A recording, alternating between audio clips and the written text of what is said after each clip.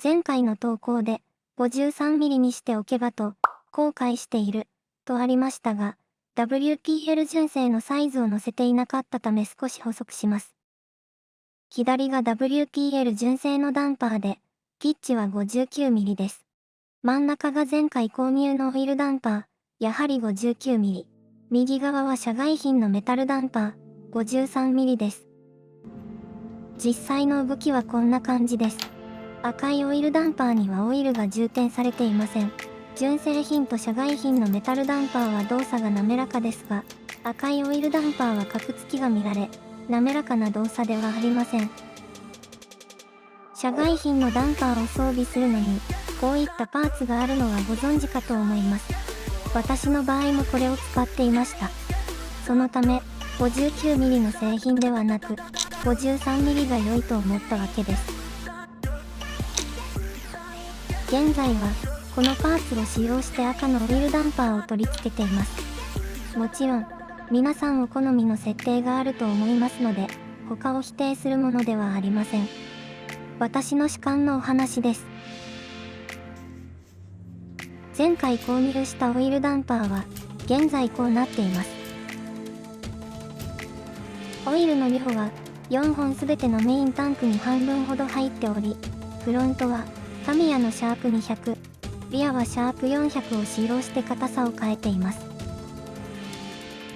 シャーシとダンパーをつなぐステレオ標準と同じ形状のものに変えたことで、59mm の長さのダンパーでも違和感は感じません。スプリング部分のアジャスターを調整して、伸びる方向の力は問題なくなりました。当然、縮む方向は硬くなってしまいましたが、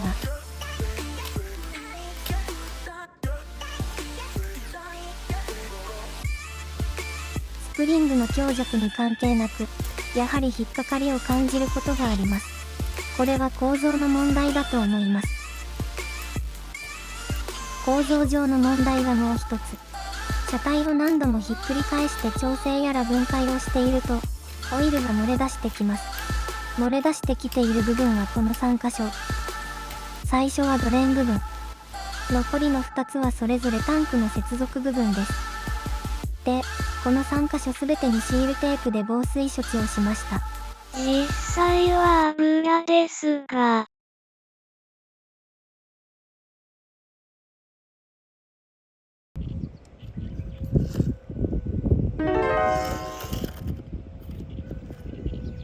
個人的にはダンパーの動作が良くなったと思うのですが、運転が下手すぎるので動画に残すのが難しいです。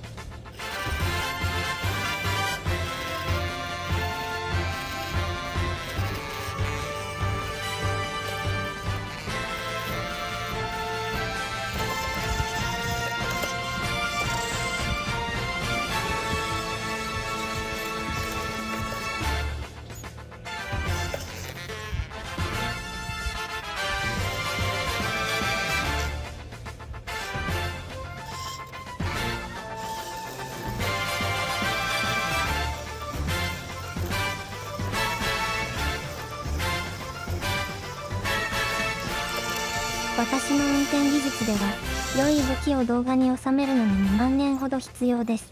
なので諦めました。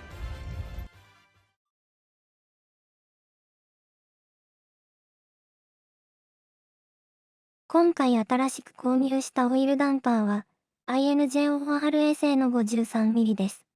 INJORA の正式な読み方がわかりませんが、C54-1 に取り付けました。結果から言うと、動きが滑らかで大満足です。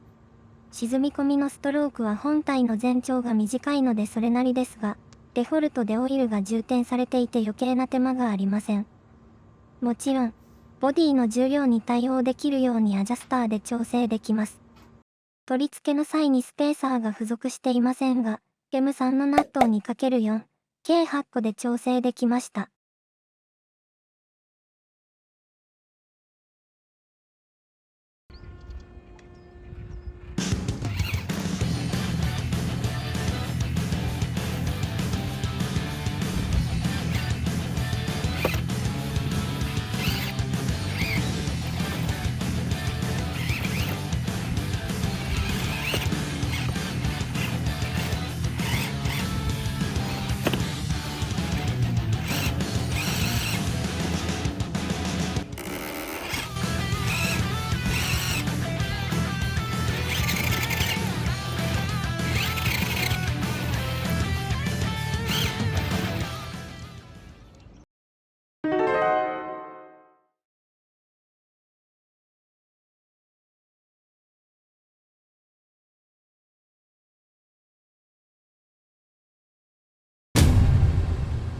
ギアが欠けてしまってます。